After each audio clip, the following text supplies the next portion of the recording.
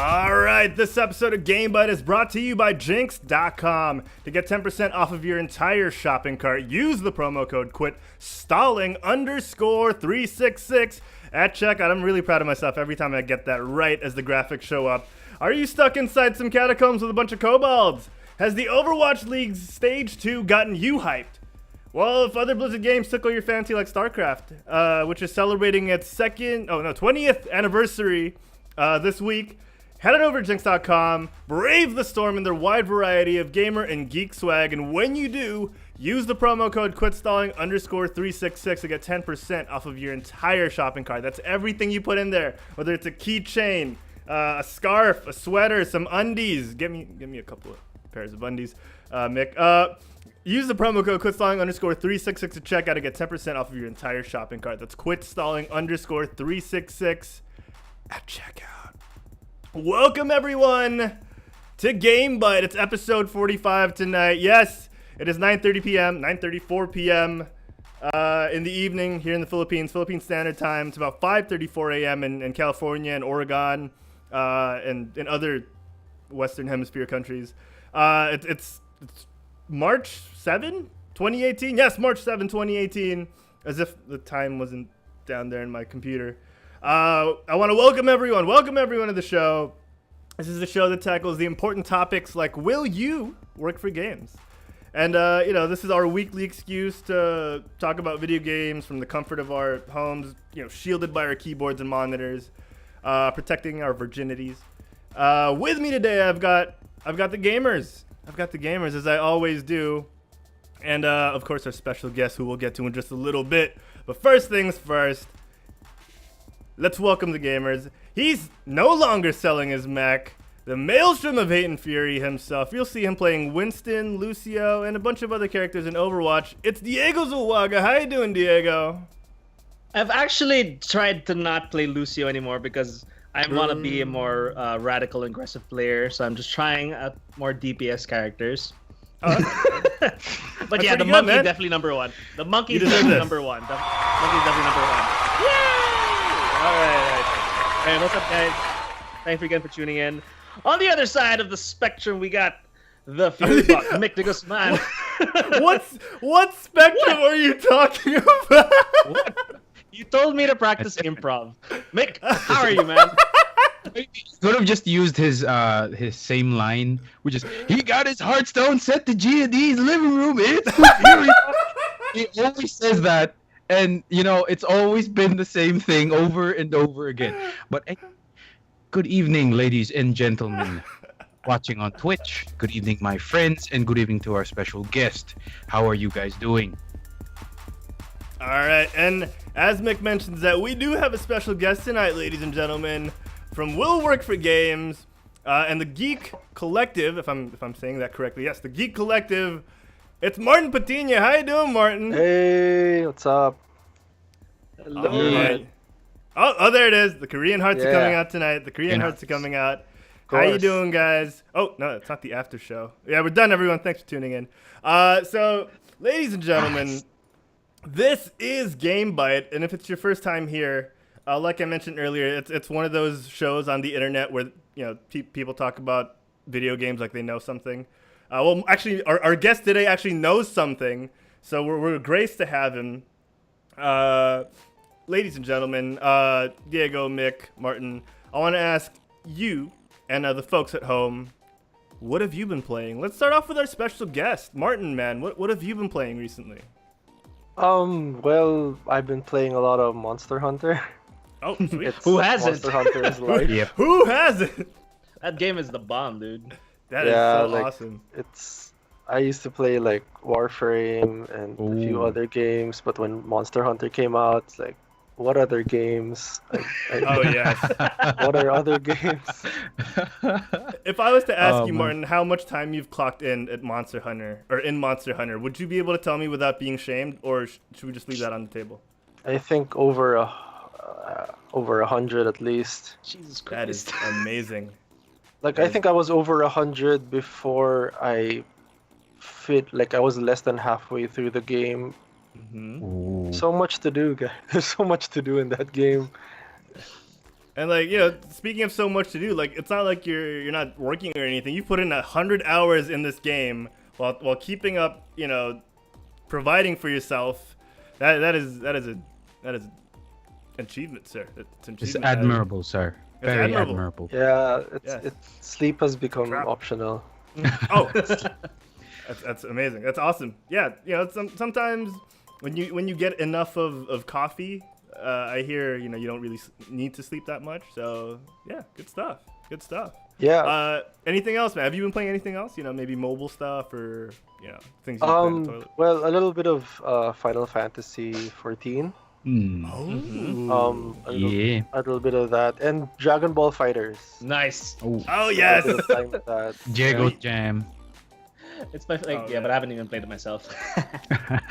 But it's mostly me just practicing combos. There's no That's better pretty way to much- play. Yeah, that's the best way to play a fighting game. I do that a lot. Yeah. Yeah. Right. That's right. Yeah, because you never just know don't when prac- someone's gonna ambush you in a dark alleyway and challenge you to a game of Dragon Ball Fighters. That could happen. Right?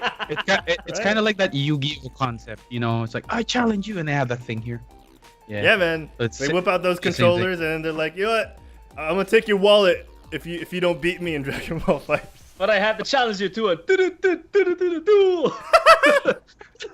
And then fight sticks come out of nowhere. Oh my Wait. god. Oh yeah. Oh man, I wish that was true though. That would be cool. Anytime. That's Yeah. true. That's true. All right, Mick. What have you been playing? Although I think I already know. Yeah, I know. You probably know. I've still been playing the same exact thing for the past week or 2 weeks, which is just Final Fantasy 14 and Hearthstone. And Hearthstone, Yeah. it's boy, non-stop 4 years running. Yeah. Well, Hearthstone. Well, because it's the new meta now. It's the new rank system. It was broken for about a week, and then so I had to like stop and just play casual games, casual matches in Hearthstone. But now it's finally fixed, so I can finally rank, and I can finally try to get my legend rank that I've been waiting for so long. And as for Final Fantasy 14, it's a really good storyline. I have to admit that. I mean, sorry, Harold, but I'm really getting into this game more than WoW. I mean, we yes. talked about WoW more. I am so offended right now. Why don't you love WoW? WoW is still king. Sorry. WoW Don't worry, lore is nice if you've actually been up to date for the past 10 or 11 years. But with Final Fantasy 14, it's the lore began when the game began, so it's fairly easy to catch up. So you get to appreciate the story that way. I feel like this is probably what a lot of the vanilla WoW players would feel about the game when it first came out, maybe, or like the first 30 years it was out. So I'm trying to live that right now through Final Fantasy 14. Yep. Awesome. And huge shout out to Seikachu, because we're talking about Final Fantasy 14 a lot. Hey, Seikachu. And Ian Hammerstream in the chat says, WoW took my friends from me. Hey, sorry, man. It was WoW and that Herald Plays guy took his friends away from. I'm really sorry, man. I'm really sorry. Diego, the maelstrom of hate and fury. What have you been playing? Okay. Nothing. Actually, I haven't played anything different since last week. I'm still playing Overwatch because Season 9 just dropped, and of course, we're all waiting for Brigitte. Well, she's in the PTR, but I'm waiting for her to come to the public server. I want to see what she can bring to the whole table. Other than that, I'm still playing Into the Breach. That is still a nice game to play. Interesting. I don't think I was able to talk about it much last week, but it's how do I say this? It's very challenging. It's one of those games that you want to complete. It's a completionist game, I'd say, because the better you get at that game, the more mechs or units that you can use, and each unit has a different play style. So, and it's not much to it in the sense that, okay, everything is simple in terms of like how the characters work, how the units work. It's not complex, but since everything is so simple, you just want to feel like, okay, I want to try this small thing, then I can just reset the entire game, because the premise of that game, it's you go back in time. You're a time traveler. So if I want to try someone else, I'll just reset the timeline and just do everything all over again. So I'd say, Mick, it's kind of like Hearthstone in a sense, where when there's a queue time, when there's a downtime between games, you can play them. Oh, I see. I see. Plus, it's very Okay. the puzzle aspect of that game is also exciting as well. It's one of those, when you get it, it's like, aha, I got it. So that's how to win. That's pretty much it. Oh, okay. Yeah, it's a good game. Very Awesome. affordable. It's good value for game. $400, I think. Oh, Steam? like pesos, 400 pesos. Oh, Yeah, that's four- that's 400 pesos on Steam. So it's a good buy. It's a good buy. I shall check that later, sir. yeah. I Man. really agree. All right, let's check over in the chat, guys. What have the folks in the chat been playing? The guys over at GameByte have been playing Forza Horizon 3, Monster Hunter World, and as usual, Rocket League. Yeah, man, you can't take Rocket League out. We are all creatures of habit, so it's understandable that we've been playing the same thing over and over again. Again, coming from the guy who played GTA San Andreas throughout the whole high school, who am I to talk, right? Yeah. Ion Hammer Stream says, I've been playing Elite Dangerous, playing like a space Uber driver. Oh, that's so cool. I want to go back to Elite. Oh, dude. Oh. Arobi in the chat says, or Arabi says, Demon Souls YSV. Am I saying that right? YSV? YSVIII. Did I say that right? Wise VIII. YSV? Or but maybe saying Wise 8. Wait. That would work too. He's saying, and also a little bit of Monster Hunter World. Yeah, people are playing Monster Hunter World like Yep. so much. So yeah, that's awesome. That's awesome. Everybody's into it. Yeah. Harold, what have you been playing though? Thanks for asking, Mick. So, I've gotten back in a rating. That's three. That's three. 3 points for I've the been year. playing World of Warcraft again after my 3-month break. I finally managed to squeeze my way back into it. I've been raiding back with my team because they're those kind of people. I got a legendary on my first raid again. Nice. Like same thing, same story as last time, pretty much. I take a break, come back, get a legendary. Everyone says they miss me. Like, guys, I'm a Discord message away. This isn't like 1999. So. Yeah, everyone's great. I'm playing Overwatch a little bit here and there. Did my capture the flag placements to get some competitive points. Nice. And Diego, man, I wanted to ask you if you're game for a couple of games after GameByte. That's a lot of game. We could duo some Philadelphia Fusion skin quick plays. Just knock those out. I would say yes, but I got an early call time in the morning. I'm sorry, bud. Excuses. Nah, that's cool.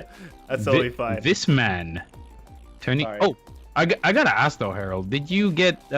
Was your legendary the best in slot?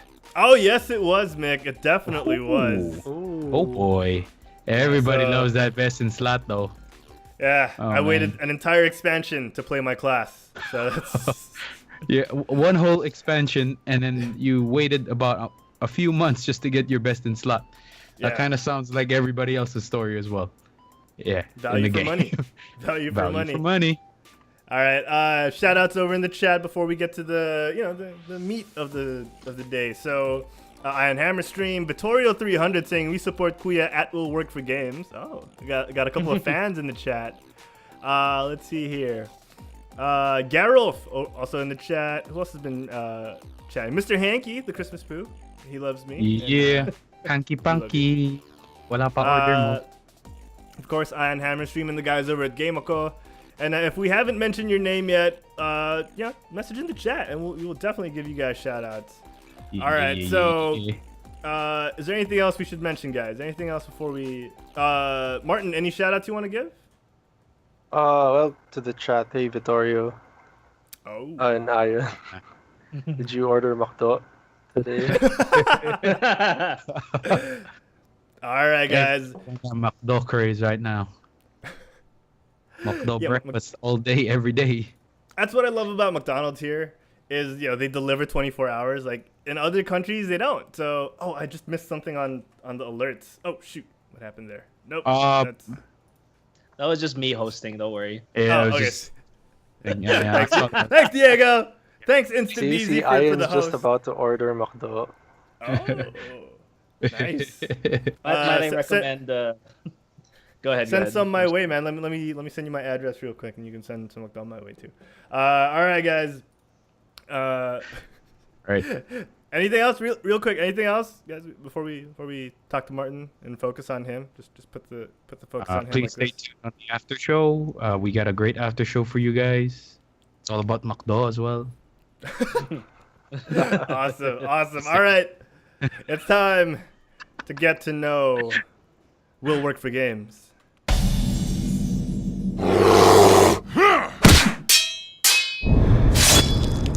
Epic! Indeed, it is epic, and this segment is brought to us by Apps' Word Beach, available now on the App Store. And of course, Apps is at ADMU, Ateneo de Manila University's Tech Week. Drop by the SEC field and try their amazing games. Shout out to the guys over at Apps. We're going to be having Salon Shilan Chen on the show at the end of the month, so you guys better stay tuned for that. Yes, keep twitch.tv/quoteselling open for another 28 days, please. All right, guys. Let's do this. Martin, it's time to get to know you. And what better way to start off than by asking Diego to ask you a question? Am I right? Okay. Well, I want to go focus a bit on your work. All right. So we all know that you work in the games industry, and you've been there for quite a while. Specifically for focus on games, you've been there since 2013, if I'm not mistaken. So how from your perspective, how have things changed since then? It's 2013 when you started. It's 2018 now. I guess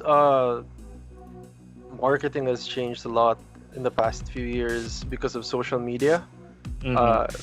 Back in the day, people would I guess fall prey to marketing tactics a lot easier than they did now, because right now people are able to sort of inform each other on some of the things that could, I guess, sort of look sketchy when it comes to marketing, when it comes to stuff like DLC and pre-orders and stuff like that. People are a lot more aware these days rather than back in, I'd say, 2013. And a lot more than back in 2009, I suppose, 2011. Yeah, man, That's I true. remember back in the day, man, all I went to the internet for was cheat codes. And now it's like, news and Reddit and people telling me that the world is going to hell. Martin, we're talking about the gaming industry and, games media as a whole. I want to ask, what is your role in games media, and who exactly is Martin Patiño? Well, primarily, I've been writing professionally for several outlets over the past 5 years or so. I started out my blog back in 2011 for fun, but actually launched it 2013.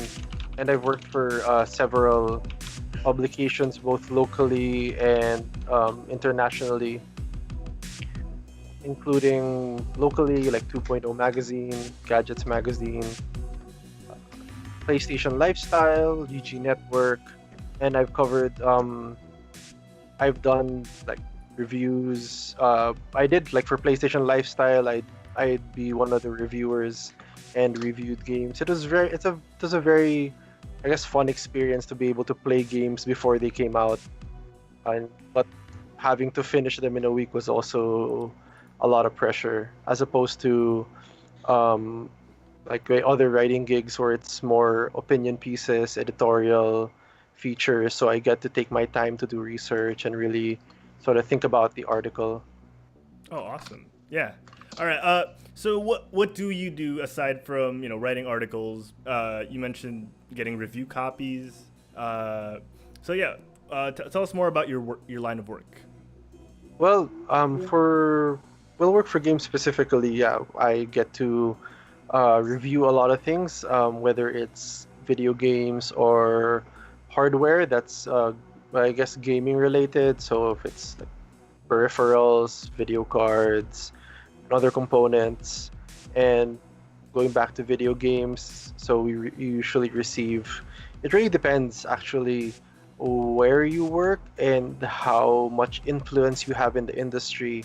For example, here, if that you're not let's say a big outlet, you get review copies on the day of release, which is sort of disadvantageous to you, because when you just got the game and everybody else is already releasing the reviews, because embargo usually lifts on the day of release. Oh yeah, that's Because true. everybody else, because like for example, for international sites and some of the local bigger local sites, you get review codes at least 2 weeks ahead of the game's release, so it gives you a bit more time to play through it and write your review. Okay. Since you like, okay, when receiving tech or games or any of that thing, I'm just like on a personal level. Do you ever wish that sometimes, okay, as you're playing, as you're reviewing it, do you ever wish that you just want to enjoy the product rather than treat it as a product of your work? I guess. Yes, a few times. For like Near Automata was one of the games that I really wanted to take my time with, but I really needed to finish it. There's I several other see. games that felt that way, because like when I was still working, for example, for PlayStation Lifestyle, I needed to come out with a review every single week. So I basically had to finish a Oh. game in like 5 days, then write it for 2 days, or 6 days, write it in one.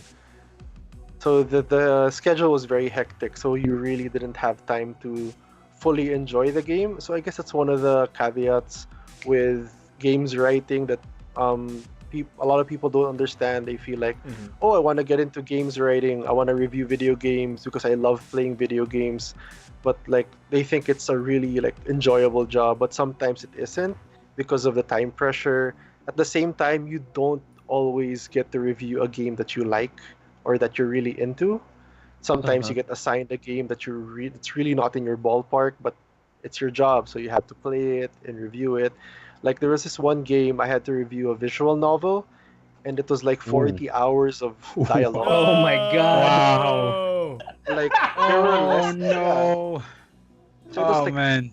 40 hours of dialogue, like 10 fights, 10 combat scenes, and then game's over. Like everything is just dialogue. There wasn't even dialogue options. There are no dialogue options. You So just it's- keep pressing X and But- reread X for 40 hours. It's like a never-ending cutscene. Am I Yeah, right? Oh, pretty much. okay, I can't do that. I can't do that. So sometimes you get. Oh, you Mick, have what to are you do talking that about? as part of it.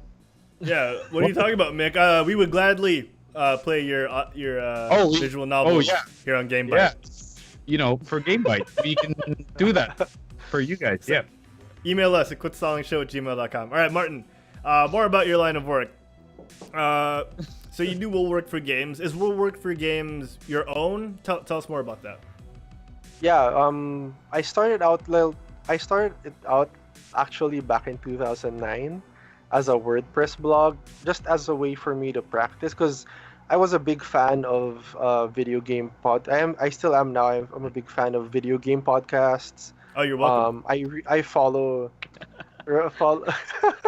I follow writers from the old IGN, GameSpy debriefings, the old Kotaku, Joystick. I follow a lot of writers. I sort of have a lot of sort of role models in the industry in the US who I followed, and I really wanted to do what they were doing. So I started practicing just writing news, sort of writing like guides and opinion pieces and stuff like that. So I just really wanted to start out just practicing. And then when I got into working professionally as a writer for PC World, I was able to develop contacts locally. I started to work with, or started to get introduced and started to know different brands, different representatives from brands. And when that closed down, I figured, hey, I already have all these contacts. Why don't I just launch this blog that I've been doing for fun and make it an actual thing? So that's when I started doing more work on Will Work for Games. That's so cool. Real quick, I am Kokak with the cheers. Hey, man, thank you so much for the cheers. We appreciate that. Hey, Alex. Thank you. Woo, He says- cheers! He says he's your fan, and he didn't know you were streaming, or he wouldn't have started his stream right now. Yeah, you could always just host us and then stream again right after. We'll re-host you back after. All right. So Martin, you were talking about starting Will Work for Games. When did you start Will Work for Games? How long ago was Apex of you started? Officially around like late 2013. That was when I started introducing myself to different publishers and brands.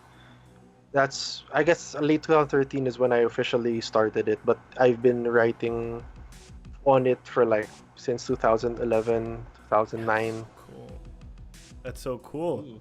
Man. Okay, so officially next year, quit stalling, we'll be doing podcasts.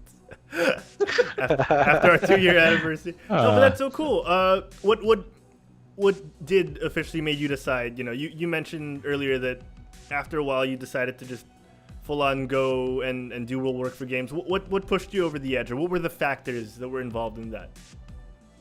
I guess yeah, because as I mentioned, I worked for PC World and Computer World, but when they shut down, I'd met all these people, all these contacts in the local industry, and I figured why not just keep working, keep doing this thing, but instead of for PC World, for something of my own creation.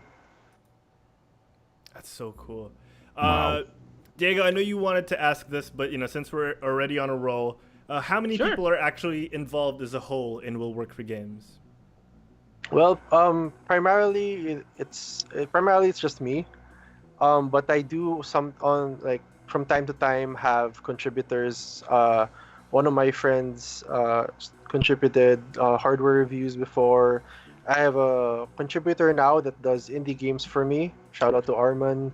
Nice. Whenever I get an indie game code to review, I sometimes hand it off to him because he's also been wanting to get into games writing.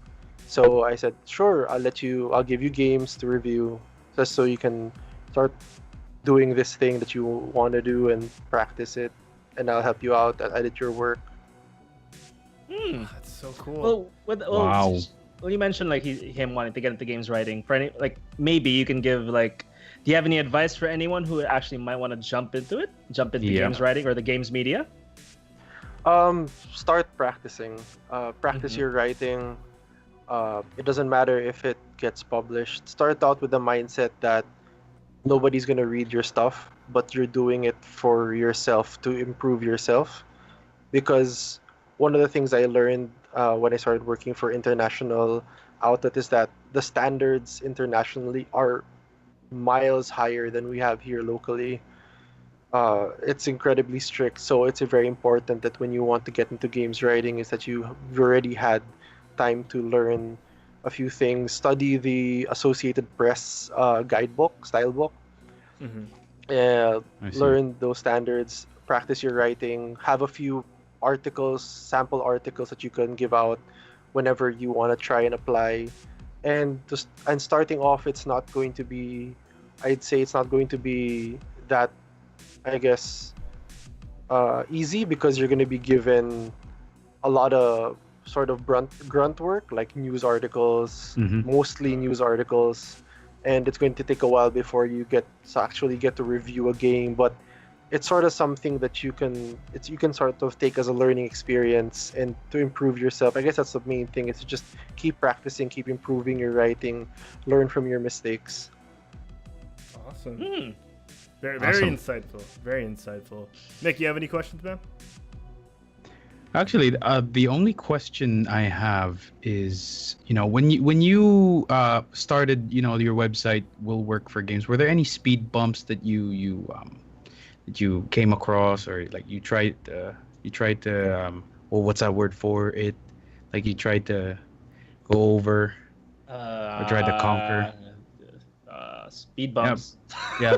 Well, were there any speed bumps while you were trying to get Will Work for Games, the website going? Okay, yeah. Well, we can use that. Yes. Oh my god. I guess one of the challenges when I was starting out is really having sort of that confidence or that sort of, what's the term, kapal ng mukha, to email all these publishers and say, hey, I have this website. If you're okay, could you like send me review code if you have any? It's just having that sort of shamelessness, I guess, to just take that step to just ask for something, even though you know you probably won't get a response, which has happened multiple times where these publishers don't reply. And that's one. And time management is one of the probably most difficult things is time management, because aside from Will Work for games, I do freelance work. I have a full-time job. So it's really just managing your time to be able to do everything, and sort of learning to, I guess, spend time efficiently so that you're not wasting a minute where you realize you spent 2 hours not being productive, and then you realize those 2 hours could have gone to making money or releasing content. Oh man! So you mentioned time management, which is something a lot of us lack. I'm silently raising my hand. Do you have any tips? Do you have any tips for those of us who like to, for the lack of a better term, procrastinate? One of the things I picked up over the years, I read this book by John Maxwell. Okay. And one of the things I learned I forgot the title of the book. One of the things I learned is that at the end of something practical is that at the end of each day, you list down all the things you need to do for the next day, and then you categorize them into the things that are, I guess, important in a way that which of these things will have the biggest, consequence if you don't end up doing it. Oh my god. So if I do this, what bad thing will happen if I don't finish this? So you categorize it like that, and once you have your list, you'll be able to, the next day, wake up and not have to think about what you need to do. As soon as you get up, you already know what you're doing because you already have a list. Oh, that's crazy, man. How has that been working for you?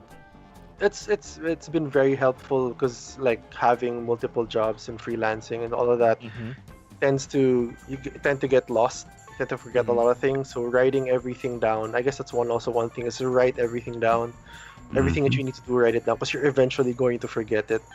So write it down, have like a Google Doc or like on your phone, or have a notebook. I personally have a notebook where I write everything down, just so that I can go back to it and remember everything I need to do. Okay, so you're pretty much saying work with fear. Put the thing you're scared of to not do the most at the top, and then Okay, that's cool. Oh, Diego, I saw you wanted to ask something. Yeah, we've actually got a question from GameCon in the chat. Yeah. I was gonna. Okay. Go. So they ask, do you think the Philippines could use more mainstream attention for gaming media, or is it a case that gaming can never be mainstream just like in the US? I think the biggest hurdle with the local gaming industry is that as a market, the Philippines is not that, feasible for a lot of companies. And because of that, it also affects the focus of the media. When bigger companies aren't involved locally, it also sort of, the bigger companies are focusing on Japan, the US, Europe, and that's usually where the media puts their attention to, mainly because bigger companies mean a bigger audience, means bigger viewership for these media sites. So it's really it's sort of a difficult reality in that at the end of the day, people need to get paid, websites need views, so they really need to sort of focus on the places that will sort of bring in the bacon, I guess. But for the Philippines as a focus on the media, we've had several games that have come out from the Philippines that have gained international media attention, and that's been great. It's just really, I guess we're in a point in time where, especially with social media, that it's a lot. I guess, easier for your game to get out there. Okay. So probably in the next 5 years, we'll see mainstream media attention for the Philippines, depending on how much, I guess, how involved gaming developers and publishers are locally. I mean, we already have Ubisoft here in the Philippines, and that's sort of a big thing, and sort of stuff like that. Then the next coming years will sort of change, will sort of shift the attention to include the Philippines more. Okay. Yeah, that's something. Well, yeah, that's actually honestly, I'm glad. Thanks for Game of for asking that. I've always been wondering that same thing as well. Mick, I think they've got more Yeah. questions in the chat. You want to read this one? Yeah, sure. I would love to. Game of also asked Martin in the chat, what are work for games challenges in keeping the organization sustainable? Is reliance to sponsors the only path, or Twitch will be the avenue for sustainability? Wait. For that, it really depends on the type of content that you produce, because we have, whether you're a writer, you're a YouTuber, or a Twitch streamer, it really depends. Or if you do, if you do all of them, that's also another thing. Because for writing, you have a website, and you need websites make money through Ads. primarily ads or sponsorships or partnerships, and that's sort of how you make it sustainable, by getting ad sponsors and stuff like that. And for like, but it's a little bit different for YouTubers, and it's actually a lot. It's sort of I'd say easier in a sense for YouTubers, because a lot of companies are now focused on YouTube, on video content, so they're a lot more willing to get involved with YouTubers, and you also get passive income from YouTube ads that you don't need to sort of work for to get, I guess, because YouTube automatically gives you ads. Yeah. That is true. Yeah, so feasibility, like here locally, it's sort of, it's difficult. It takes a long time. It takes a lot of work. Especially thanks to Logan Paul. Yeah. Oh my God. Yeah. Logan Paul. And actually PewDiePie as well. I have to say that as well. Yeah. I think it really depends, like, because we do have several full-time YouTubers, full-time streamers, and people who are full-time content creators, writers who have their own blogs here that are very successful. I guess it really takes it's really sort of gritting your teeth and getting through the times where you don't have any revenue until the point where you actually start getting it. It starts with like X deals, and then next thing you know, you're starting to earn a little bit of money, and then it grows from that. It starts becoming more feasible and sustainable. That is true. But I guess one of the important things is that you have to do good work. It's one of the most important things. If your content, if you're writing, if your videos or your stream is not of a certain quality, and secondly, if it's not relevant, because everybody has different styles of writing, of creating videos, and different styles with their streams, and it's really finding your place and finding how you're relevant to your audience, to the audience locally. All right, I see. Wow, that's the reality of it. Yeah, I'm fairly surprised at how big that there's really like a games media, uprising coming up soon. I mean, like within the past year or so, we've seen the emergence of multiple Filipino streamers who are joining the platform, who are starting to build their own communities, and I feel like that's the same thing here now with games media. Am I correct? I mean, well, you are one of the prime examples of that, sir. Yes. Yeah, it's become, people have started realizing that they can actually do this. I mean, they can start writing, they can start making videos, they can start streaming on Twitch, and they realize that it's not as difficult now to start out as it was back then. Yeah. So a lot of people are really getting into it. Yeah. I mean, I'm glad that a lot of people are getting into it. I mean, even if it's like it's not as fruitful, but it has its perks. It's something that people are very passionate about, something people are very enjoy doing, and as long as that factor is there, it's worth it. Yeah. True. It's worth it. Yeah. I got one more question. Sorry, because I gotta ask this. If Harold, Mick, if I may, even if this is like a year old in news, since we have a professional game. Okay, here. So Please. you know about Dean Takahashi, right? And in the Cuphead playthrough. Oh my gosh. Yeah. Okay. It's about that I one want to again. I want to get your thoughts on that. Okay, because all right, people gave him flack before because it was a 26-minute gameplay video, and there's like a good chunk of it where you couldn't even get past the tutorial, and then so do you fault this reviewer for not knowing how to play this game, but for doing bad at this game because that's not what he's good at, and he gives a bad score? Is that something? Oh yeah, how? Oh. Yeah, what are your? How do I put it? Is it here? Should a guy who doesn't know how to play a certain game review games like that, and how credible can this person be? But then again, he's just playing game to his own abilities. So I want to get your thoughts on that, please. Well, that's actually one of that's something we had to tackle when I was still working for PlayStation Lifestyle, where I reviewed I forgot the name of the game, the sci-fi Dark Souls. Sci-fi Dark Souls. Ooh, sci-fi Dark Souls. Chat, help us out, chat. Help us out, chat. Chat. Yeah, Sci-fi Dark Souls. Come on, guys. Someone Google sci-fi Dark Souls. I swear to God, you're gonna find it. If you Google sci-fi Dark Souls, you'll find it. Yeah. The Surge. Yeah, I think that was it. Ooh.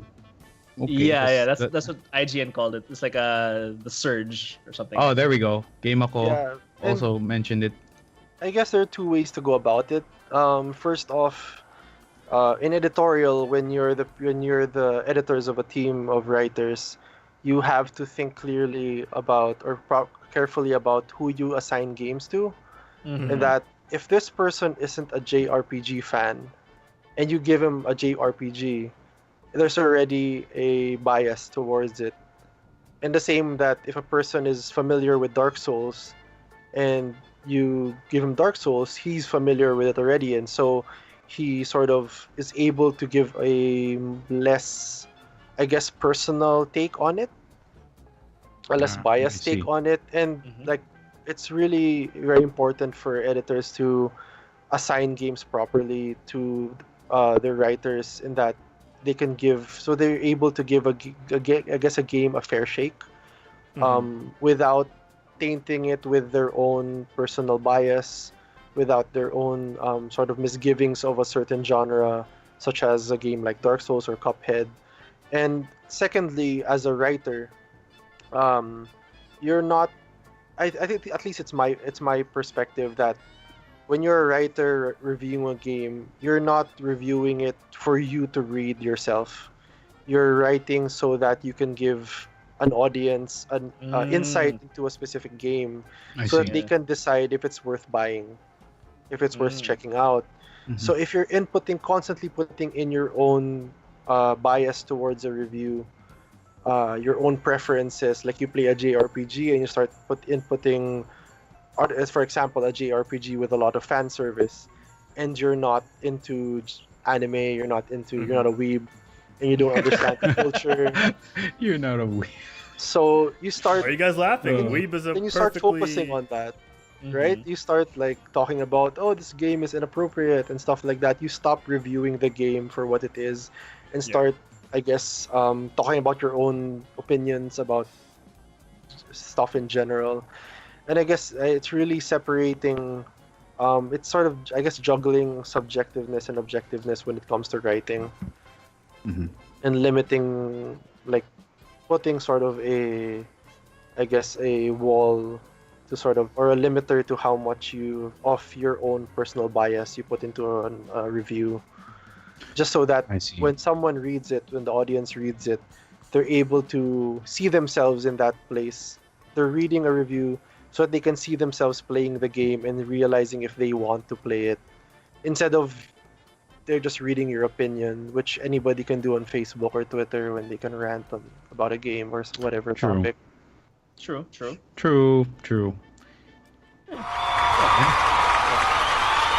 Oh, the fans love it. The fans love it. Yeah. Thanks for the insight. Thanks for the insight. No, but yeah, Always- I like that because That- it's the same. that was as painful. If, it's the same as if you go from website to website, you read the reviews as if this is IGN's review, this is PC Gamer's review. It's not that writer's review. I totally get where you're coming from. I see. Yeah. Yeah, because but I mean that's actually, I guess, in terms of exposure, it's worked. It's worked for a lot of writers to put a lot of themselves into their writing because it gives them personality, so it makes them more visible in the industry, so they get followers on Twitter and stuff like that. So it's really striking that balance between personality and trying to write a review as a service to other gamers who want to maybe try out the game. Awesome. Yeah. So, Awesome. For those of you aspiring writers out there, take Martin's words, and use them. Because again, non-biased writing is great. I mean, Martin, would you say it doesn't hurt to add a little bit of yourself into it, but not enough to take over the review or take over the review in a sense that it'd be hard for people to see it in a neutral perspective. Is that a fair thing to say? Yeah. I mean, every writer has sort of their own style of writing. There are I see. people who focus on a lot of technical aspects of a game. There are people who really delve into the meaning of the story or the message of the game and the way that they write, because you can project your personality through the words you use, the way you write, how you form your sentences, and rather than inputting your own I guess biases into a review to sort of speak out your opinion or speak out your personality, it can also come out through your writing itself. Awesome. I see. All right. Awesome. All right. Do you guys have any other questions for Martin before we move on to a different topic? Oh, yeah, I'm good. I'm good. All right. So Martin, I wanted to talk to you about the Geek Collective. So, and a huge shout out to Gameoko for following us on Twitch. Thanks, guys. I wanted to talk to you about the Geek Collective, and for the astute people watching the video feed, it shows up below your name from time to time, and they might be wondering, what is the Geek Collective? Well, can I just say something like going back to the writing style? One of the before I go start for to it. talk Sure. about the Geek Collective, one of the writers through the years I really looked up to, and actually he's not very popular. He's not a very popular writer in a sense that a lot of people don't like him. Well, is Arthur Geese. He used to write for IGN and GameSpy Debrief, for GameSpy, IGN, and Polygon. He used to write for all of this, and he was able to sort of, I looked up to because his writing style was very different from the other reviewers that I've come across, in that he sort of digs a lot deeper into any part of the game, whether it's technical, whether it's the music, whether it's story. He really sort of digs deep into finding the purpose and the meaning behind all of these aspects of a game, and that's what his voice was. And I guess that's one of the ways some people can find their own voice, is that finding something that they really like talking about in a game and speaking about that, whether they're into the story, they're into the gameplay itself, and really speaking their mind about it in a sense that I guess in their own style. That's great. Okay. That's great. All right. So, we're talking about how you can find your own voice. Do you personally have any nuggets of wisdom to give to people in terms of finding their own voice? I guess one of the things is one of the tips I've learned over the years that read a lot of other writers' reviews, other people's work, read a lot of other people's work, and then just stop. It's weird, but read a lot of reviews and then stop reading anything, and then start writing your own stuff. Because you get a lot of influence, and you learn a lot of things from different writers. But when you stop reading and then you're on your own and you start writing, you start realizing how you want to say certain things, and whether that's influenced a bit or a lot by certain writers, that's really up to you. But people really need to take the time to just sit down and start writing, even though it sucks at the beginning. Like you read your own writing and you feel like this sucks, and like when you see that, it gives you an opportunity to find where you can improve. Oh man, that's great. Wow. I kind of want to write now. I don't know about anyone else, Same. but I Same. kind of want to like after this show apply for a couple of writing gigs. Harold. Right. Harold. What's up? I like how We have the platform. Let's do it. What was that, DZ? I like how Mick was just looking up at your box on the screen. Oh yeah, man. We gotta make it look good, okay? We gotta like, oh no, he's really above me. Wow, there's yeah, no. man. It's the Brady Hey, Bunch. what's up? How you doing? I think we got one more question over on the the chat from Iron Hammer. What expressions or phrases are you finding yourself to be using a little too often? Oh, additionally, Oh, that's a good one. and That's a good although, one. yeah, Those are ones that at times can be necessary. You know, like they don't stick out as much because there's one guy I used to read. He would say bespoke a lot when he would describe. How does he say bespoke? in what situations do you say bespoke a lot? He would describe. He would describe different pieces of. This was for soccer shoes. Every single soccer shoe he would review, he would call bespoke, and it wasn't like at first I was like, wow, I've never really used the word bespoke, but now I can kind of see it happening. And then the more I read his stuff, the more I noticed it was in every other paragraph. So bespoke pertains to the stitching uniqueness. or the uniqueness of things. Yeah. Like bespoke is basically like the stitching, like for like suits and Hand stuff. stitched, yeah.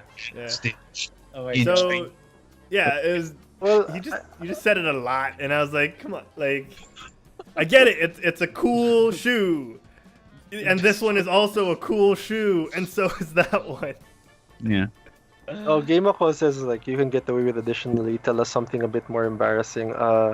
Like I guess one of the issues I have as a writer that I've been trying to work on. That's why I've been using a lot additionally a lot is I have a tendency to write run-on sentences. I end up writing a whole paragraph into a single sentence, and then my editor's like, nobody can read that in a single breath. They die. So it's like. Challenge I accepted. can read it in my mind. I think Harold could. That's awesome. You have to breathe through your nose while releasing the words from your mouth.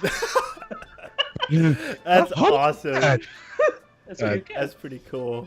That's pretty cool. Well, additionally, we would also like to ask you about the Geek Collective. Really, no one picked up on the fact that I said additionally. So I did. all right, so I think now we should ask you about the Geek Collective before we run on too long. I'm afraid that you've frozen, and okay, now you're back. Okay, I'm back. All right. Yes. What is the Geek Collective? Well, the Geek Collective is basically a group of websites that decided to, I guess, vault in to just collaborate and work on stuff together. It's composed of several blogs or websites, including my website, Will Work for Games, ungeek.ph, nice. 282.com, Geek and Gladiators, and Too Much Gaming. Sounds like a lot of people that we need to get on our different shows. That sounds like a whole list of people. Definitely. So we Oh, that's decided like awesome. it was around early last year where actually Rob from Geek talked to all of us and said like, hey, Rob Yadka. we work together. I mean, we go to the same events. We write a lot of the same stuff. We cover the same events, and We take the so same why don't grams we just home. sort of collaborate? Make it an opportunity to collaborate on things and work on stuff together. We can host on each other's shows and stuff like that. And Mhm. one of the things we've been doing recently is we've been collaborating on coverage. For example, we started out with like ESGS and the Taipei Game Show. And one other thing that we did last year was we had a very small. We sort of had this collaboration where, like, we post each other's. Or basically, it's right now it's very simple where we just help each other post each other's articles. We use a singular hashtag, so just to maximize sort of the reach of all of our articles, all of our content, or videos Sweet. and stuff like that. And we guest on each other's videos and stuff. Oh, that's So good. it's just What, a what way is of that Wow. hashtag? What is that hashtag? Oh, like it was different for each, like TGC at ESGS or TGC Taipei Game Show Oh, nice. and stuff like that. So, and one of the things we plan to do, I guess we wanna, I guess, do small sort of uh, get-togethers for gamers for the community, just to give um, people a chance to just, I mean, hang out, meet each other, people Yeah. in the industry to meet each other and stuff like that. Definitely, we're in. Oh, sorry, were we invited or did I just invite us? Like I didn't mean to jump the gun Sure. there. Sure, That was no problem. that was such a. He said it. Like, yeah, sure, you can come. Ah, That's not very true. jumping the gun. Jumping the gun. Here we go. All right. Iron Hammer stream on the chat asks, how do you go about coordinating posts like those? I mean, with the collaborations with TCG, how do you coordinate those? A lot of meetings. Oh. A lot of meetings. She- We're in. Talking Oh, about sorry. I didn't mean to invite us to that as well. I'm sorry. And then to go back a little bit to our earlier conversation, Ion also asked, how do you deal with fixing run-ons when you have a word count limit for articles? Oh, that's one of the things I have to deal with local publications like 2.0 because they have a word limit because they have to fit the words in the pages of the magazine. So it's difficult to have end up with, like for example, I get assigned an article or a topic, or I sometimes propose an article or a topic, and then I write about it, and they give me, it should only be 800 words. And then I start writing it, and when I'm done writing, okay, how many words do I have? 1,500. How do I remove 700 words from this? How do I cut this in half and still make sure it says what I want it to say? That's crazy. Exactly. So would you say that's It's a more of challenge. experience? Like, the more you do this, the better you get at going into keeping your content in the word limit, or is it a constant struggle? It's a practice on being more concise about certain things and being able to tell your message within like a single sentence or two sentences, so you don't have to, and making sure within those two sentences you've explained what you're trying to say without leaving any room for questions, I guess. Mhm. That's cool. 2 sentences, man. I could barely get by with 4 sentences on this podcast, let alone 2. I can't imagine writing. Writing would be just like it's one long run-on sentence, and then I hit the word limit already. It's just one Practice- paragraph. Practice on Twitter. Oh yeah. Oh my gosh. But Oh, Martin, yeah, don't Twitter is a don't good take my practice. jokes as anything serious, because if you never need extra writers. I'm just saying. Oh, did I invite myself again? I'm so sorry. I keep doing it. I keep doing it. It's a bad habit, like run-on sentences. Okay, so you mentioned those that are a part of the Geek Collective, and the things you guys want to do. Is there anything in particular that you're aiming to do as the Geek Collective in the coming months? You know, anything you can reveal to us? Well, right now, not really in the next few months. Probably second half of the year, I guess, because it's already March. Little tease there, little tease. Okay, I like that. I like that. What's in store for Will Work for Games in the coming year? For Will Work for Games, I've actually been over the past, I guess, a month or so. I've been sort of in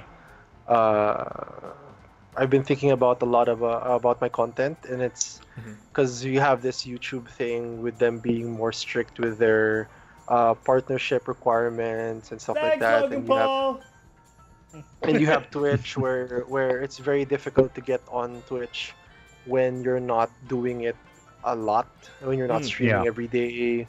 So I sort of went back and thought about it, and even thought about a lot of the content I write, because I realize I do a lot more.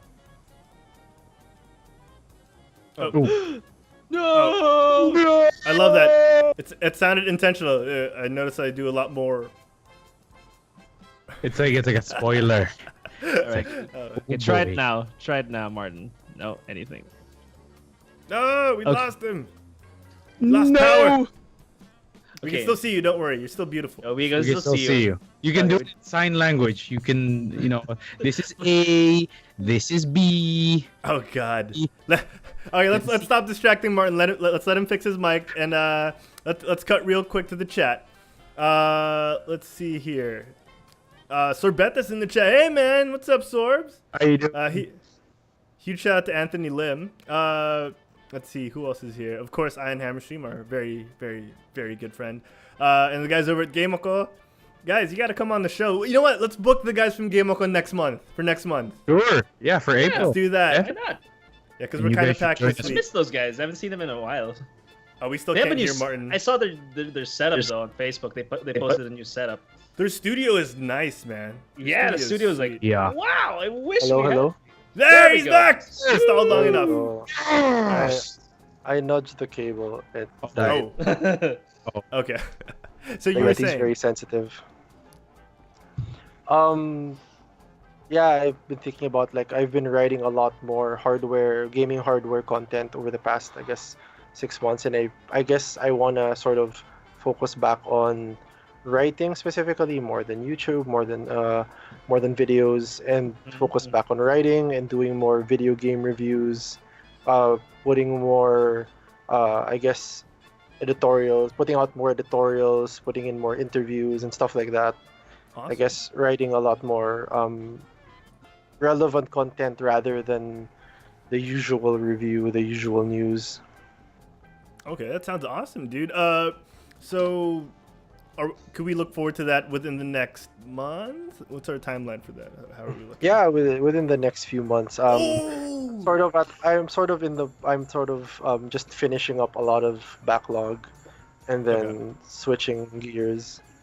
Oh, sweet. Link, tell us when you publish, and we will share it on Quetzalcoatl, because we would love to do that. Yes, definitely. Yes, please. We shall cover the article. We're part of the hive mind. Yeah, man. All our 3 fans will be able to read your articles. They're loyal. There's only 3 of them, but they're loyal. Yes. Those three people. Hey, loyalty is very important. Yeah, man. Those 3 people made 552 Facebook profiles just to like us on Facebook. Yeah, so. True. So let's give a shout out to our 3 popular fans. It's at Herald Plays, at InstaDZ, and at the FuryBot. Yeah, shout out to the 3 loyal fans. Yep. Thank you again. No, but no, really, we've got really loyal fans. So, for all the guys who always tune in every week to us, thank you guys. Thank you. Thank you again. Thank you again. It means a lot to us. Yeah. All right, so guys, do we have any other questions for Martin before we move on to our next point of order? I guess is. Actually, Martin, do you have anything else you want to talk about? Anything you want to pimp? Yeah. I guess nothing other than follow Will Work for Games on Facebook and Twitter. Yep. Okay. You heard the chat. Yeah, we'll be sure to emphasize your social media in a little bit. But guys, it's been a little under a year since last we did something like this, and I wanted to surprise everyone because, like I said, it's been a while. So, ladies and gentlemen, welcome to the return of Quickfire Questions. What's this? Oh yeah, What? it's time. I have. Okay, I haven't been here this long, so. All right, guys, it's time to rapid fire quiz our guest, Martin Patiño. And we're going to fire off a couple of questions at him. And let's just pray that he does well. Martin, so how this is going to work is I'm just going to keep asking you questions. They're not going to be that many, but I want you to answer like off the top of your head, all right? There's no need for embarrassment. Just answer, all right? Just go for it right away, okay? All right, I got a couple of questions for you, all right? So here we go. All right, in 5, 4, 3, 2, 1. What is your favorite RPG? Final Fantasy. All right, favorite fighting game character? Goku. Favorite game princess? That's hard. We got, Oh, we that's got hard because like what Come on, constitutes you got this, you got princess? this, you got this, you got this, you got this. The Alright, we're gonna- damsel in distress kind. All right, we're gonna skip that. We're gonna skip that. Favorite What? video game Skip soundtrack? that. Nier Automata. First video game crush? Oh damn. FIFA. Sorry, what was that? That's Tifa. FIFA. Tifa Lockhart? Okay. FIFA from Final First Fantasy video 7. game completed? Oh damn. I don't remember. That's alright, that's alright. The one with the motorcycles when you're supposed to. Excite Bike. Yes. Oh, that's Exactly. awesome. That's awesome. Yeah. Favorite console? It can become. Console. Oh, that's rough. That's rough. Xbox 360. Oh, man. Nice, nice. Favorite video game memory? Oh, pardon. Favorite video game memory? Yeah. Finishing Final Fantasy 7 in 2 days. Oh my that's god. awesome. Are Last you boss serious? defeated? What? Pardon? What was your last boss defeated? Xenogivia from Monster Hunter World. Oh, that is a good one. That is a good one. Good stuff, Martin. Thank you so much for humoring me, for allowing me to grill you like that out of nowhere. I appreciate that, and you did quite well. You know, for something that has never been done in this pace and hasn't been done in like over a year. You did amazing. You did amazing. So thank you so much, man. I hope you enjoyed that part. I'm going to think about. I'm sure I'm going to think back on my answers and be like, I should have said this. Well, we have But the that's after something show else. for that. Don't And, worry. and that's why we do it rapid fire style. So you know you got to think on your Yeah. feet. You just got to spit it out. Oh. Because usually the first thing you say is the actual truth. Oh. Normally, yeah, Oh. normally. Yeah. It's the first thing All that right. pops in your head. All right, guys. We're running long today, but I do want to get a couple of news topics in. So really quick, we're gonna burn through these. Nick, you wanted to talk about Final Fantasy 15? Oh, okay. So Final Fantasy 15 has been released on the PC. Okay. It was in March 6th. I think that's today. So if you guys can grab a copy now on Steam, or you could probably buy it on your local games. But a few days ago, here's the thing. Here is the down low. The game was cracked about a few days early before release, and my that's God. because of Origin. EA. What? Origin. Okay. Origin? Uh, Really? Ha! Because just the game there, and then you can download the full version of the game. You know, like preload. You could preload it about a few days before the actual release. And the thing is, the Chinese group 3DM actually got that copy, and then they cracked it using the free demo of Final Fantasy 15 on the PC. GG Crazy, right? EA is pretty much what we're saying. Good job, guys. Good job. They did it again. That's Did I it guess again. that's inevitable when it comes to PC games because PC games are very easy to crack. Yeah. This is the first. What's sad is that you haven't even released the game, and there was already a full-on 4K HD game that's like 150 gig, and it's it's absolutely free, and it's just roaming around the web right now. Oh, man. That's awesome. I love Ion Hammer Stream's comment in the chat. He says, You done screw up, Aaron. You done screw up. Aaron. What? All right. Next piece of news. No one really knew this was coming. Well, actually, some people knew it was coming, and I'm kind of glad it's here, even though I didn't really ask for it. It's it's Ghostbusters World, an AR game in the same vein as Pokemon Go. This was the Pokemon game we deserved. In my opinion, there's always room for more AR games. Whether this lasts a year or a month or a week, I'm just glad that we got this. It's one of those games that you grew up thinking, man, we could use something like this, where you could just visualize and see a ghost and just start shooting at it. Like, it's one of those games, right? It's one of those games where growing up, you're like, if they could pull this off, I would play this. Yeah. Yeah. Although Alright. I'm sort of concerned with how large the Ghostbusters fandom is, and if it's enough to match Yeah. the Pokemon, Oh, the yeah. size of the Pokemon Pokemon Go fandom. crazy. That's very true. Definitely not. Yeah. I'm actually worried about the size of Ghostbusters' menagerie. Like, they do not have 768 ghosts. Exactly. True. They do not have. It's just probably Slimer in different colors, and you just find them around. Oh my god. Oh, look, it's gold Slimer. Oh, look, it's shiny Slimer. It's like that. Angry Maybe they'll be Slimer. doing that instead. I bet they're gonna have like raid events where like a huge ass marshmallow man comes in the middle of this. Oh, and yes. everyone Oh, that plays. looks cool though. Imagine that's like when you're in BGC or in Makati. Oh, Like, man. That you would see this work. you see this huge thing coming down, coming Yeah, down and then, Real Avenue. Yeah. Just On the other side of spread. the spectrum, like, you could get a thinner version of him and call him Slimmer. All right. Slim. Bad jokes aside. Oh no. Let's Just let's add move it. on. Oh, yeah. Enemies. All right, so main news done, guys. Like non-fanboy news done, because we all know we have different types of news that we talk about here. So let's get into the Blizz corner.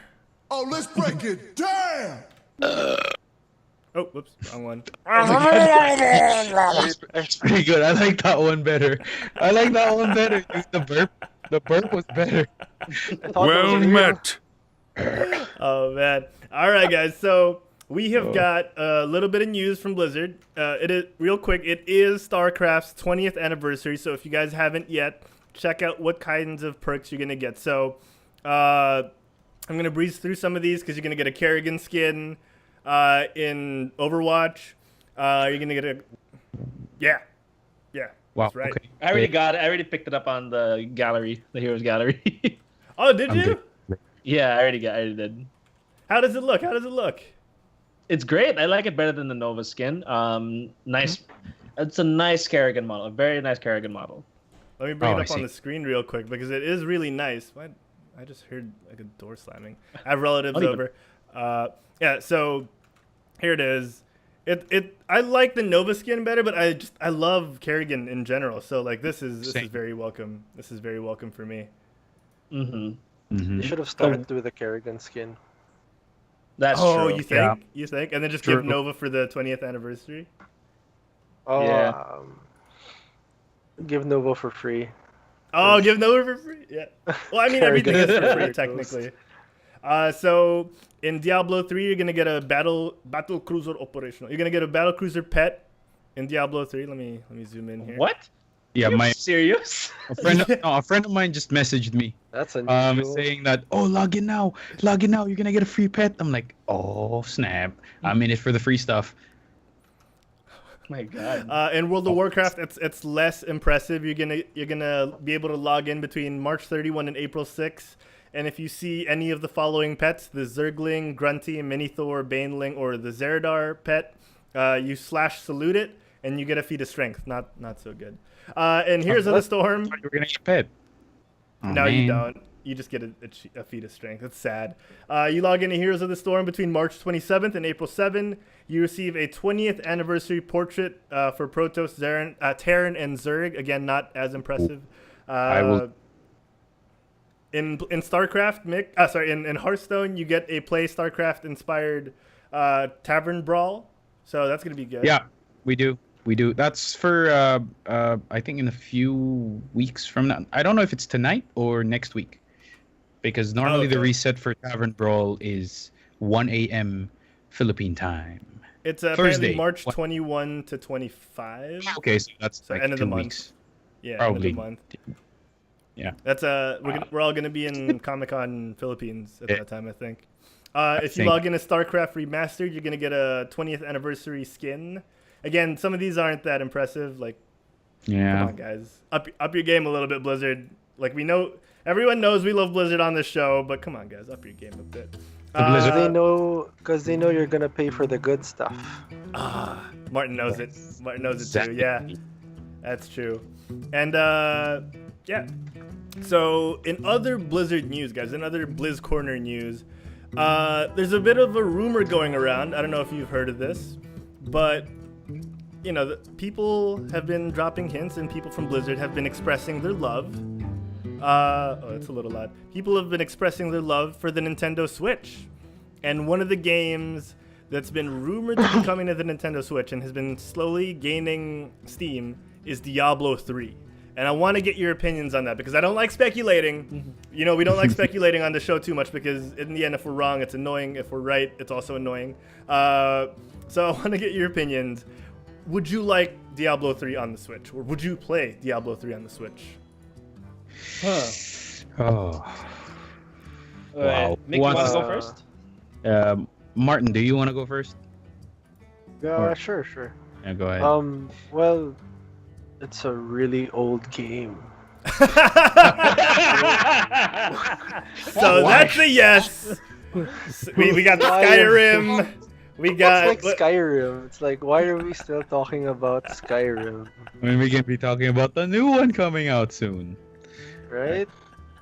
Ah, Sure, it's great. I mean, that's a people great who've point. never played it can play it, but like, it's not new. It's not exciting for anybody who's already played Diablo. That's true. That's true. That's actually very true. I like that opinion. I mean, I like that. I like that point. It's really good. Yeah. All right. All right, I'm taking back my answer. No, DZ, go for it. Go for it, man. No. So let's let Martin finish it. So yeah, go ahead. Yeah, it's sort of like if you've never played Diablo 3 and you have a Switch, great. But if you've already played Diablo 3 on PC, why would you play it again on a lesser console? Shots fired! Man down! Shots fired! Shots fired! No, I'm serious. Like, it's like if you have a really good PC, you play Diablo 3 on PC, or if you have a PS4, you play Diablo 3 on PS4. And if you've already gone through it, if you've already spent your time with it, playing it again at a lesser quality on the Switch, especially if you don't have a Switch, and then you buy a Switch just for Diablo 3, is a very big investment to play an old game at a lesser quality. Yeah, man. These kids don't know Yeah. what that real money auction house was like. All right, these kids don't Yeah, know. RMAs, man, RMAs. Oh, I made a lot of money from the real money auction house. Oh, nice. I only made like Rumor $10.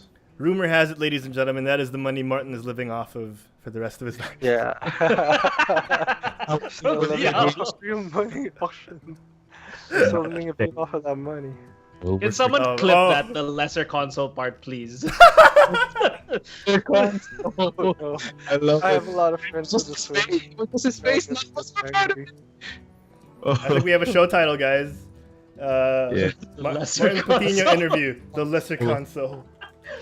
Martin and the Lesser Console. That sounds like no. a nice novel. Okay. The lesser Right, who wants console. to go next about this whole thing? Because mine's is gonna be short, to be honest.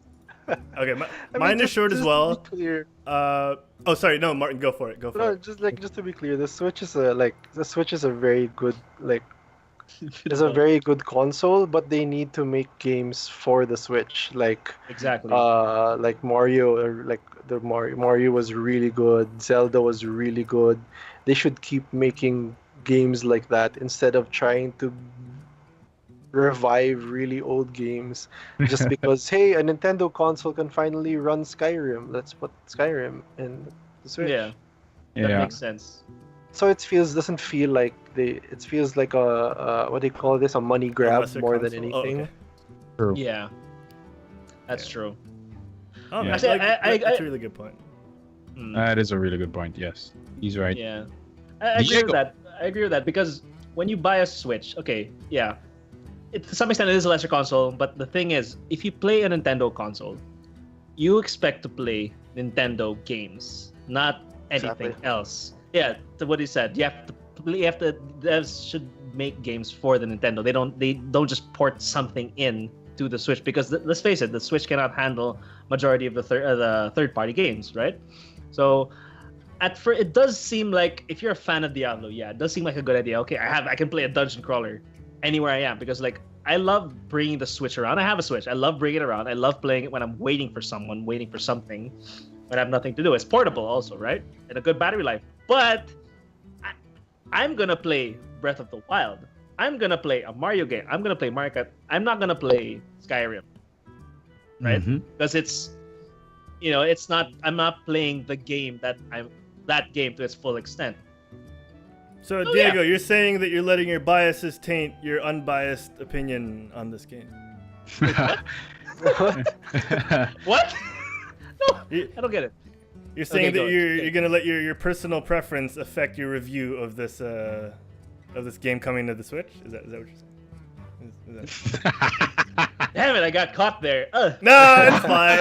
I'm just kidding. I'm just playing with you. No, that makes total sense. Like, going back to Martin's point, if you've played Diablo and you don't have strong enough feelings, you're not gonna get the Switch. Or if you have the Switch, you're not gonna get Diablo for it. In my opinion. If you haven't played Diablo, and you wanted to play Diablo, you are probably one of the very few. Again, making blanket statements. You're a person that will enjoy this game and likely get it. So it's likely either targeted at those Blizzard employees that want to play Diablo at their workstations without actually opening Battle.net, or the people who haven't experienced Diablo 3 yet. And you know what? They have the Switch, and this would be a good time to try it out. And they do have couch co-op in Diablo 3 for consoles, if I'm not mistaken. So this might be a good time to do it. Especially with the Joy-Cons. That might be actually what they're aiming for, is, split a Joy-Con with your kid and True. play Diablo 3. Yes. Oh yeah, that's a good one for it. So it's like 4 of you on that really small controller, just going through a dungeon and stuff. That would Again, I'm work, not saying it's not a actually. money grab because Yeah. it sounds like a money grab. It really is a money grab. No matter how much we try to sugarcoat it for our Blizzard overlords, it is a money grab. I mean, we all know how greedy Blizzard is, but we love them anyway. True. Yeah. We still give them $15 a month to not play WoW. Yeah, exactly. Exactly. I still purchase, the bundles for Hearthstone, even if I told myself 2 years ago I would never spend on it again. But look at me now. I just spent on it again. Oh boy. Oh, man. Yeah. Yeah. Blizzard knows how to get into our pockets. Oh, but All right. Anything else you guys want to talk about? Because we're gonna wrap up the show. We're gonna wrap yeah. up the show. No, I just want to say my 2 cents on this. Go on throw this your 2 thing. cents into that. Okay, just really quick. go for it. Blizzard, if you're listening, I don't want Diablo accessible in other consoles. I'd rather you build your storyline, make better content instead of just new item gears, which is just reskinned models from Diablo 3. I want better characters. I want balancing. I want all of that. Why are you focusing on porting a game in another console when you could actually just make a new expansion and make a ton more money from that? Because you do have a loyal following. There are a lot of seasoned players ever since you introduced seasons about 1 or 2 years back. So I don't understand why you're trying to appeal now to Switch. I mean, look, the whole PS4 thing was pretty good. Okay, I'll give you that. A lot of people got into the game. But come on, man, what about the PC guys? No love for the PC guys. We're waiting for the next installment of that story. If not, we're waiting for the next game, Diablo 4. Where the hell is it, man? Come on. Yeah. Stop focusing on this stuff and make something new already. Yeah. FFS. And you call me the maelstrom of hate and fury. No, when it comes to Diablo, I've had a love-hate relationship about this game, because I sold my first account and then I bought the game again. Oh, Like I sold the mention first that. account because I got sick of it, and then when the new expansion came out, You're not allowed to do I bought, that. I bought the game again. The actions of Mick DeGuzman, the Fury Bot, do not reflect any of the actions of anyone else here at Quit Stalling and GameByte. We do not condone account selling, sharing. No, we don't. No, I mean sharing. Uh, No, sharing is fine if like someone borrows your account. That's We fine. do not condone account sharing here on. I borrows it. That's not really sharing. Well, I was able to get a friend to play Overwatch by account sharing. We do not condone account sharing here Okay, on Quit fine. Stalling and GameByte. What our hosts do in their own time do not reflect what we do here on Quit Stalling as a practice and as a whole. So thank you, Blizzard. We almost lost our funding, Lord. guys. We almost lost our funding. All right, so. Oh, what's up, Mick? Yeah, nothing. Okay. We're good. Awesome. All right, then it's time. Mick, Diego, Martin, Herald. It's been a great show. And you know what? I would love to have Martin back on the show really soon. Thanks for having me. Dude, this has been one of the best shows and most insightful shows we've ever done.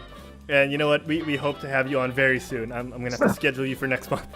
I have to schedule you for next month. I got to Just grab let me you know, while let me know. you're free. Months from now. No. Sooner than that. All right. You know what, guys? This is Martin's first time. Let's show him how it's done. Diego, where can the folks at home find you when you're not on GameByte? When you're not on GameByte. Okay, when I'm not on GameByte, you guys can check me out on my Twitch, twitch.tv/instaDZ. Still streaming Overwatch, still streaming. Almost done with, I think I'm almost done with, what's the game? Where I defend the Earth? Into the brick. XCOM. No, Oh, XCOM. XCOM. Oh, I'm still finishing XCOM again since XCOM is on old game again, but the expansion came out. Plus, what's making it even more awesome for my playthrough is that I was able to download a Halo mod, so all my units look like Spartans. Sweet. So yeah, oh wow. yeah. So and also just casually playing Into the Breach. And yeah, that's where you guys can find me. How about you, Mick? Where can the fine folks at home find you? If you want to know more about me, you can always check me on Twitter. That is @TheFuryBot. You can also check out my somewhat abandoned Twitch page called twitch.tv/TheFuryBot, where I will most probably, but not likely soon, stream. Yeah. Martin, our beloved guest, where can the folks at home find? Well, you can find my work on facebook.com/willworkforgames or twitter.com/willworkforgames_, because someone took Will Work for Games and tried to sell it to me for $50. That jerk. And Wow. you can find my personal Twitter account at midnight with a Y. It's MIDNYT_.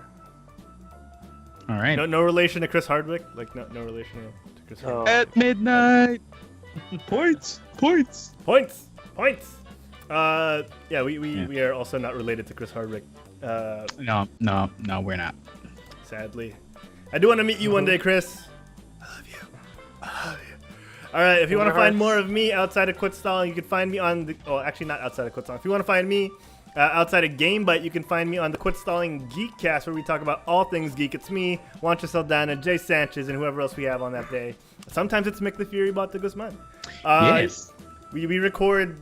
Actually, we're supposed to be recording live Tuesdays lunchtime here in the Philippines, but we might change that because Juancho's moved.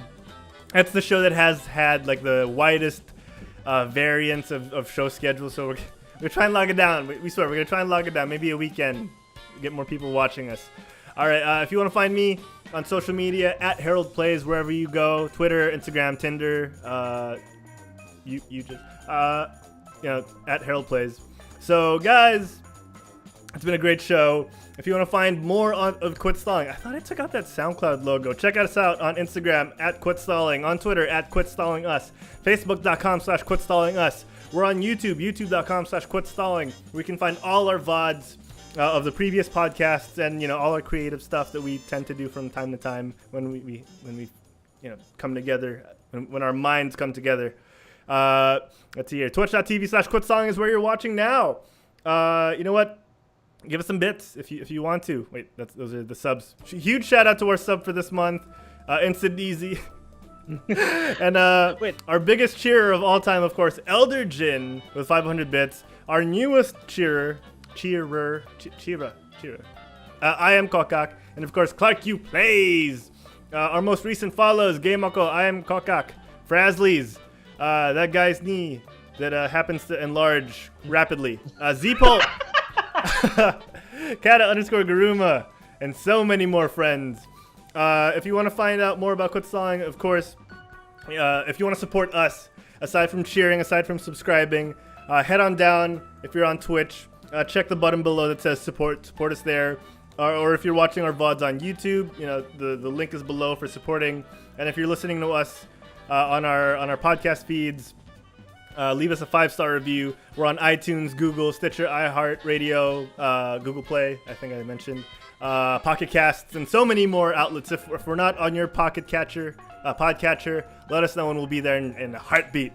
Vittorio 300 over in the chat says Overwatch League podcast, please. We could hook that up. If you really want it. I have friends who do Overwatch League podcasts, so I could have them come on the show. I'm supposed to have a couple of them come on GameByte, but since they're American and Canadian, they're having a hard time juggling their day jobs with this. Let's see what else is here. Next week for your Tinder. Oh, my Tinder, I will link that. Oh yeah, the Fury Bot's got that. Just take out the spaces in between, guys, and you'll find that. If you guys want, you can catch me next week on Mind of a Geek. I think they're on twitch.tv/Mind of a Geek, or it should be twitch.tv/InkGeek Studios. I'll be guesting and promoting all the stuff from Quitstalling.